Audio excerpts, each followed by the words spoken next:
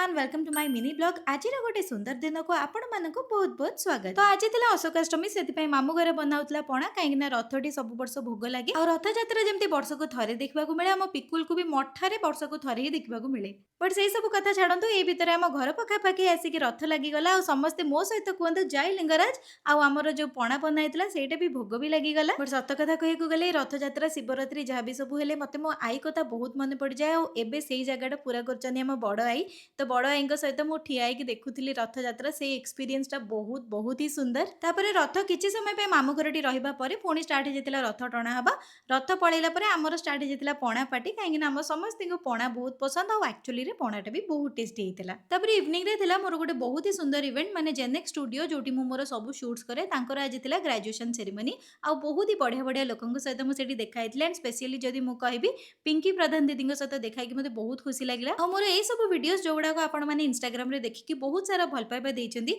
से सब जेनेक स्टूडियो ही बनीचंदी और तापर मु तांको पासिंग आउट स्टूडेंट्स को सहित किछटा एक्सपीरियंसेस भी शेयर करथिली और सेमानक सहित इंटरैक्ट करिकि भी मते बहुत ही बढ़िया लागुथला। सो ए मिनी ब्लॉग टा जेतु बहुत ही बड़ हो गलानी मु आ गोटे मिनी ब्लॉग आनिबी नेक्स्ट वीडियो रे। So stay tuned and thank you for watching love you all.